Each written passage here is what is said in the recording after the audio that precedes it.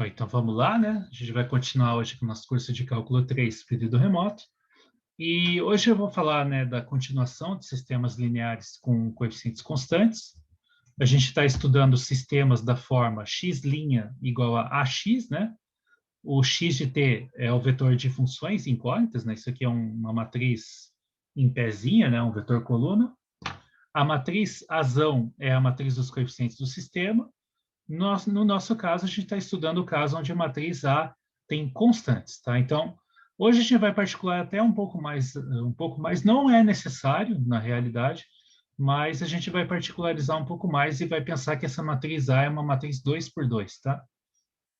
Não é via de regra, isso dá para fazer um pouco mais geral, sim. Então, a gente está estudando o sistema x' igual a x, matriz A, entradas constantes, 2 por 2. Por que eu vou supor que eu estou no caso 2 por 2 hoje? Bom, porque a gente vai supor que você achou os autovalores dessa matriz e, por acaso, achou um autovalor complexo. Tá? Então, imagina que você tem lá lambda igual a mais bi, um autovalor complexo aqui, né? Então, a parte imaginária é diferente de zero. Como esse autovalor é complexo, quando você tentar resolver o sistema associado a ele e achar os autovetores desse autovalor, você também, eventualmente, vai encontrar autovetores complexos. Tá? Então, imagina que você achou lá z igual a u mais iv, né, a parte real e a parte imaginária, do autovetor associado a esse cara aí. Tá? Então, u e v aqui são vetores em R2, são vetores reais. Uma conta muito parecida com o caso de equações de segunda ordem, que a gente tinha feito anteriormente, é a seguinte, que se lambda igual a A mais B é um autovalor, então o lambda conjugado, que é o A menos BI, também é um autovalor, e um autovetor associado ao conjugado é você justamente conjugar esse autovetor que você encontrou associado ao lambda. Então, é muito parecido com equações de segunda ordem, uma vez que você tem um par lambda e z, o conjugado dele já te dá automaticamente um outro par, e isso esgota a dimensão do espaço. Por isso que a gente está supondo que a matriz é 2 por 2, tá? Então, basta você usar um autovalor e um autovetor associado a ele. Tomando o conjugado, você completa o que falta, tá? Então, a gente tem uma solução associada, que é x de t igual a e elevado a lambda t vezes z, né? Que a gente viu das vezes passadas. Cada par que você tem alto valor e alto vetor associado, você tem uma solução nesse formato aqui. E elevado ao alto valor vezes t, vezes um alto vetor associado. O problema é que isso aqui é uma solução complexa, né? Porque tanto lambda quanto z são complexos. Muito similar, de novo, né, ao caso de equações de segunda ordem, é que, como esse sistema é linear, se você tomar a parte real e a parte imaginária desse x de t, você vai ter soluções reais. Então, o que a gente vai fazer aqui é justamente olhar quem é a parte real e quem é a parte imaginária desse x de t, e essas vão ser as soluções vão fazer parte, né, do conjunto fundamental de soluções desse sistema aqui, no caso em que a matriz A tem autovalores complexos. Então, como que a gente acha a parte real e a parte imaginária desse cara aqui? É o mesmo de sempre, a gente vai usar a relação de Euler, tá? Então, x de t é e elevado a lambda, que é a mais bi, né? Então, a mais bi vezes t, vezes o vetor z, que é o vetor u mais iv, onde u e v são reais. Usa a relação de Euler aqui, né? Se quiser, primeiro faz a distributiva, só para ficar mais claro. Então, distribui aqui e usa a relação de Euler. Então, isso aqui é igual a e elevado a at vezes e elevado a bt vezes i e vezes u mais iv. Então, vou usar a relação de Euler nesse cara aqui. Então, isso aqui vai ser igual a e elevado a at vezes cosseno de bt mais i vezes seno de bt. Isso tudo vezes o vetor u mais iv. Então, de novo, faço a distributiva para descobrir quem que é a parte real e quem que é a parte imaginária. Então, esse produto aqui vai fazer parte da parte real e esse aqui também, né? Porque aqui vai ter o I vezes I, que é I ao quadrado, que é menos 1. Dá um número real. Então, isso aqui é igual E elevado a AT. Daí a parte real vai ter cosseno de BT, que é um escalar, né? Vezes U, menos, por causa do I ao quadrado, seno de BT vezes V. Isso tudo aqui é real. Aí, mais I vezes E elevado a AT, e agora os produtos que faltam que vão ter o I, né? Então, é o cosseno vezes o IV e o seno vezes o U. Então, é E elevado a AT vezes o quê? Então, a parte que multiplica U é o seno de BT, né? Então, seno de BT vezes U, mais cosseno de BT vezes V. Então, essa é a parte real e essa é a parte imaginária, né, do x de t. Então, opa, não pegou tudo aqui. Isso tudo é a parte real, isso tudo é a parte imaginária. Então, a gente vai dar nomes aqui. A gente vai chamar de x1 de t, justamente, eu vou colocar assim já, aproveitar que está circulado. Esse aqui é o x1 de t, esse aqui é o x2 de t. Excluindo a parte imaginária, né? O x2 de t não tem esse i aqui, é só a parte imaginária mesmo. Então, esses dois caras, x1 e x2, eles são soluções da IDO, tá? Você prova isso, do sistema de IDOs, né? Para ser mais preciso.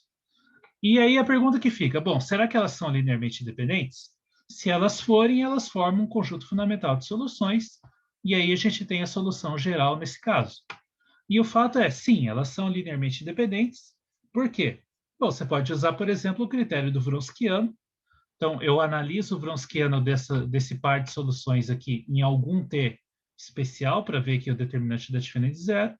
E o t mais simples aqui é t igual a zero. Porque e elevado a t, né, quando t é igual a zero, e elevado a zero é 1. Cosseno de zero é 1, seno de zero é zero. Então, na primeira solução aqui, x1 de zero, quando t é igual a zero, sobra só o u. E aqui, né, do outro lado, no x2, quando t é igual a zero, sobra só o v, né? Porque, de novo, e elevado a zero é 1, seno de zero é zero, sobra só o termo com o cosseno que acompanha o v. Então, essas duas soluções em t igual a zero, elas valem os vetores u e v, respectivamente. Mas aí é um exercício de álgebra linear, verificar que se z é um autovetor complexo, então as partes real e parte imaginária dele são automaticamente linearmente dependentes. Tá? Isso é um exercício de álgebra linear, eu não vou mostrar aqui, vou deixar para vocês. E aí isso garante, então, que esse conjunto, né, x1 e x2, é um conjunto fundamental de soluções, pelo critério do Wronskiano. Tá? Então, no caso 2 por 2, onde a matriz dos coeficientes tem autovalores complexos, a gente tem aqui um conjunto fundamental de soluções dados por essas duas funções aqui, x1 e x2. Tá? Então, vamos ver isso num exemplo numérico. Tá? Então, a gente vai estudar o comportamento das soluções desse sistema aqui. Então, esse aqui é o x1', né? Esse aqui é o x1 de t, e essa é a matriz dos coeficientes do sistema, que é uma matriz com coeficientes constantes. Então, está dentro do que a gente está estudando. Então, vamos dar um nome para essa matriz aí, chamar ela de azão. Então, a matriz azão é a matriz menos 1 meio, 1, menos 1 e menos 1 meio de novo. Então, a gente vai estudar os autovalores dela. Então, preciso do polinômio característico. P de lambda é o determinante da matriz razão quando eu tiro lambda da diagonal principal. Né? Então, esse é o determinante que eu preciso calcular.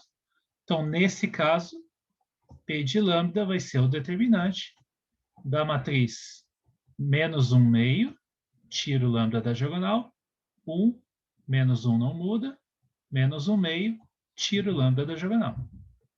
Determinante dessa matriz vai ficar o quê? Menos 1 meio menos lambda vezes ele mesmo, aqui no produto da diagonal principal. Então, eu posso ignorar esses menos aqui, porque vai ficar ele ao quadrado, né? Então, vai ficar 1 meio mais lambda ao quadrado. E o produto da outra diagonal é menos 1, só que com sinal contrário fica mais 1. Né?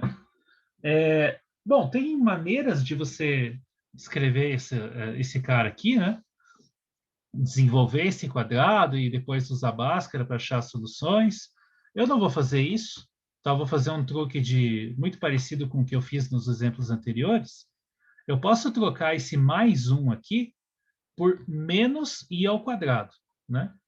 Então, mais 1 é a mesma coisa que menos i ao quadrado. Por que eu faço isso? Bom, porque daí isso aqui virou uma diferença de 2 quadrados. E aí uso produtos notáveis, e aí eu posso escrever o p de lambda como sendo, já sai fatorado, já essa é a vantagem. P de lambda vai ser 1 meio mais lambda menos i vezes 1 meio mais lambda mais i. Simples assim, né? Então, diferença de 2 quadrados é o quê? Produto do primeiro, desculpa, não, é produto da soma pela diferença, né? Então, o primeiro menos i vezes o primeiro mais i. Então, isso aqui vai dar esse produto notável aqui. Bom, então, tá aqui, né? Essas são as raízes. Então, aqui tá, só escrevendo de um outro jeito, lambda menos, menos 1 meio mais i vezes lambda... Oh, vamos escrever de uma outra forma isso. Bom, não precisa, né? Acho que aqui vai estar bom assim. E a segunda parte, lambda menos 1 meio, menos 1 meio, menos i. Apertar um pouquinho aqui para caber.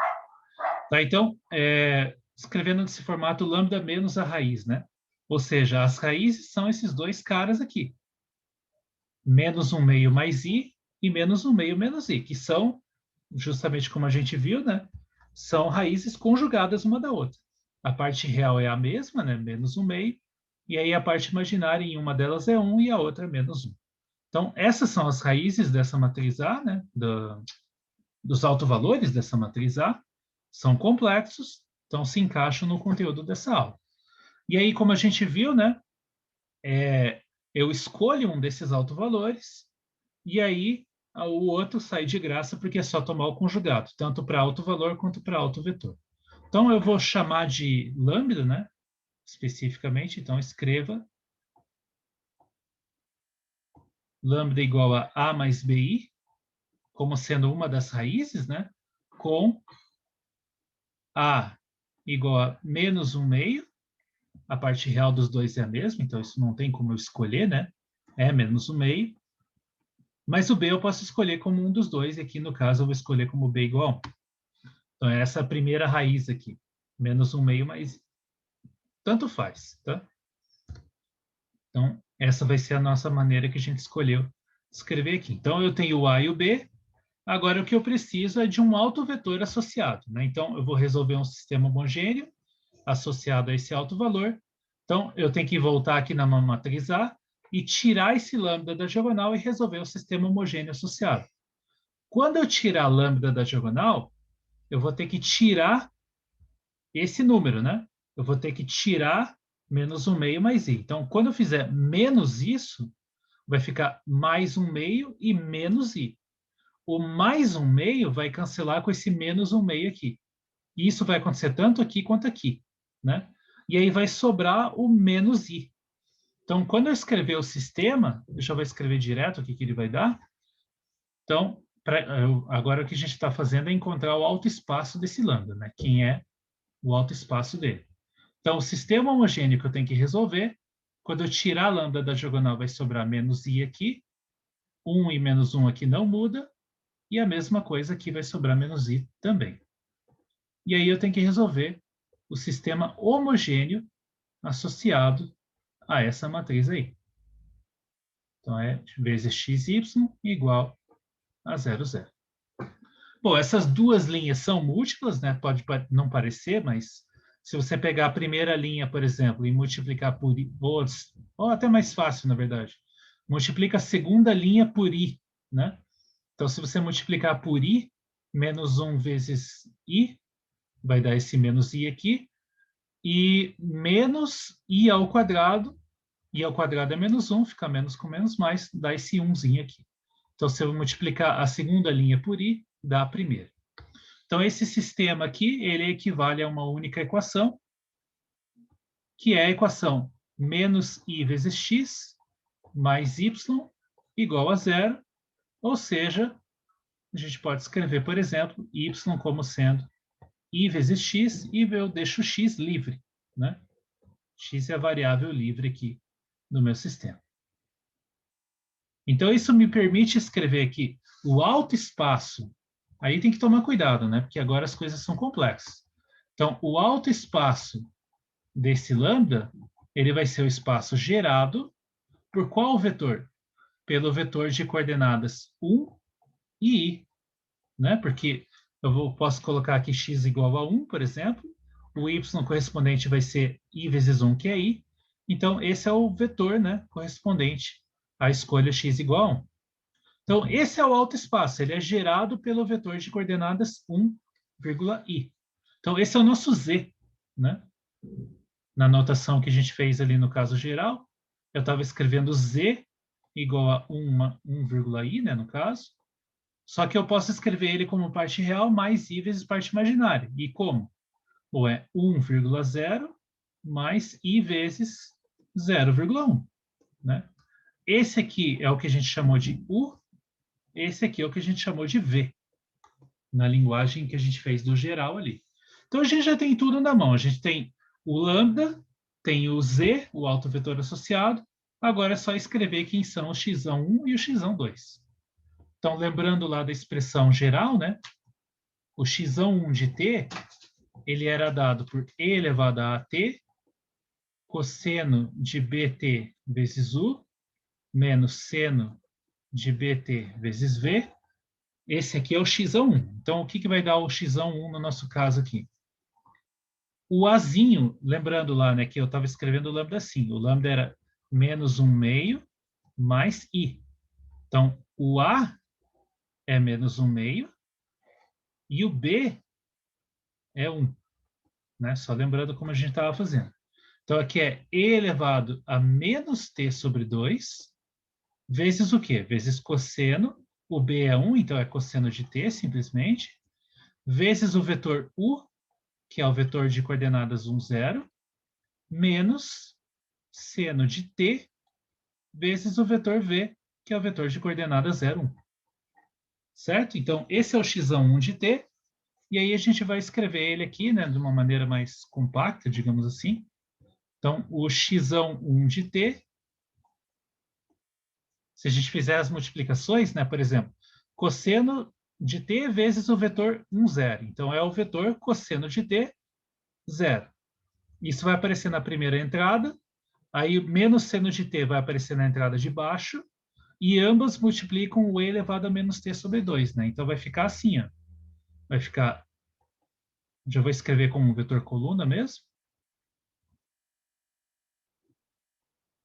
Vai ficar assim, ó. Vai ficar e elevado a menos t sobre 2 vezes cosseno t, e menos e elevado a menos t sobre 2 vezes seno de t. Isso é uma maneira de escrever, né? É estranho, na verdade, porque a gente está pensando as soluções como curvas, né? Então, eu não vou escrever isso aqui como um vetor em pé. Eu vou escrever ele como um vetor deitado. Então, eu vou colocar um igual entre aspas aqui. É menos e elevado a t, é e elevado a menos t sobre 2 vezes cosseno t, vírgula, menos seno t. Não são a mesma coisa, mas para efeito, né, de analisar o que vai ser a imagem disso depois, tanto faz pensar em um como no outro, tá? Então, a solução x1 de t, ela é essa curva dada com essa parametrização aqui. É a curva cosseno t menos seno t, multiplicada por esse fator aqui, e elevado a menos t sobre 2. Então, esse é o x1. Falta escrever quem é o x2, né? Então, quem é o x2? Bom, lembrando lá na nossa notação, x2 de t é e elevado a at, e agora o que muda, né? Aqui é seno de bt vezes u, mais cosseno de bt vezes v.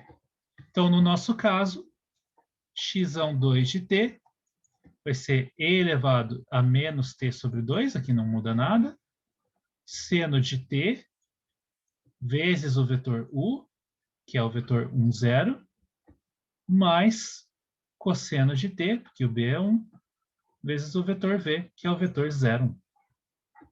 E aí, juntando, né, da mesma forma que eu acabei de fazer, x2 de t vai ser o vetor coluna.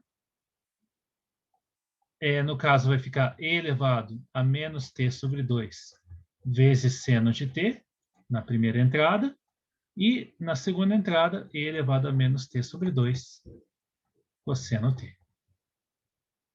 Que, de novo, né, eu vou escrever como se fosse igual aqui, entre aspas, né? E elevado a menos t sobre 2 vezes seno de t, vírgula, cosseno de t. Então, para efeito de analisar o que é a imagem dessa curva, eu posso pensar desse jeito deitado aqui, né? Então, é a curva com parametrização seno t vezes cosseno de t, vezes esse fator e elevado a menos t sobre 2. Tá? Então, como a gente viu da teoria geral, esses caras formam um conjunto fundamental de soluções, portanto, a gente tem a solução geral desse sistema, que são as combinações lineares desses dois caras, né? Então, x de t vai ser constante vezes x1 de t, mais constante vezes x2 de t. No nosso caso aqui, se você quiser escrever, né, quem são as soluções aqui, eu acho que não vou ter muito espaço para escrever, mas você pode colocar assim, ó, e elevado a menos t sobre 2,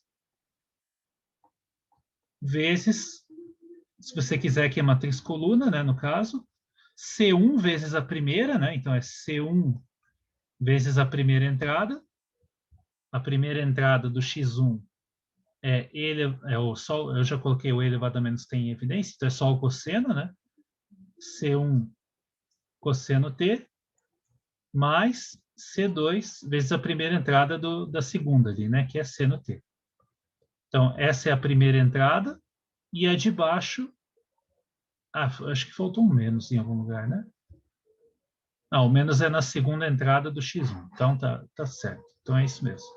Aí a primeira entrada do x2 é seno, então é C1 seno t, menos, né, por causa desse menos que eu acabei de falar, C2 cosseno t.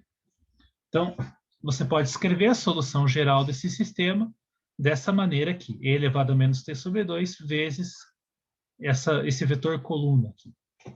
E aí, como que são as soluções, né? Por isso que eu estou escrevendo dessa forma aqui. Como que são as soluções desse sistema se você quiser desenhar essas curvas, né? Então, aqui você para e pensa assim, ó, isso já deve ter sido feito lá no cálculo 2. Seno t, cosseno, esquece esse termo com a exponencial. Essa parametrização seno t, cosseno t, quando você desenha isso, a imagem disso é um círculo, né? Assim como também é esse aqui, cosseno t e menos seno t. Também dá um círculo. Mas tem esse fator na frente, que é exponencial de menos t sobre 2. Então, ao passo que quando t varia, você vai circulando, né, em torno do eixo x, em torno da origem, desculpa, esse termo exponencial, conforme o t aumenta, isso aqui tende a zero. Então, você vai girando em torno da origem, só que como a sua distância até a origem vai diminuindo, porque isso aqui tem norma 1. A distância desse ponto até a origem é sempre 1. Então, esse é o fator que vai te encolher, né? Ele vai fazer você se aproximar cada vez mais da origem. Então, você vai girando e se aproximando da origem. Então, você tem um efeito espiral. E aí, quando você desenha as soluções desse sistema, você observa um desenho mais ou menos nesse formato aqui. Tá? Então, o campo de direções, se você desenhasse, né, antes de resolver, você ia perceber um desenho desse formato, já ia ter uma noção de que as coisas estão girando de alguma forma, e de fato, quando você desenha as soluções, né, as curvas, você vê, por exemplo, essas curvas azul e verde aqui, né? Então, a azul e a verde, uma delas é a x1 e a outra é a x2, tá? Então, você vê que elas vão espiralando em torno da origem, tá? E veja que no sentido que as flechas acompanham, você vai espiralando e vai espiralando em direção à origem mesmo. E por que isso ocorre, né? Então, essas setas vão dizendo que essas curvas vão indo em direção à origem, tanto a azul quanto a verde. Tá? Isso aqui vai tudo em direção à origem. Por que isso? Bom, porque é e elevado a menos t sobre 2. Quando você faz o t tendendo a infinito, isso tende a zero. Zero vezes um vetor vai dar o vetor 0, 0. Então, você vai se aproximar da origem conforme o t aumenta. E as outras soluções também vão ter esse aspecto espiral. Elas são dadas por combinações lineares, mas elas ainda têm esse fator, né? E elevado a menos t sobre 2. Então, todas as soluções vão tender à origem, tá? Esses caras aqui têm módulo fixo, né? Então, módulo limitado, digamos assim, por causa dos termos seno e cosseno. E aí, esse cara aqui faz a solução toda tender a zero. Então, todas as soluções aqui, elas vão espiralar e tender à origem em algum momento. Bom, então era isso que eu queria falar por hoje. A gente encerra esse assunto de raízes complexas. Na próxima, daí eu falo de raízes repetidas, né, com multiplicidade. Então é isso, obrigado a todos e a gente volta na próxima. Até mais.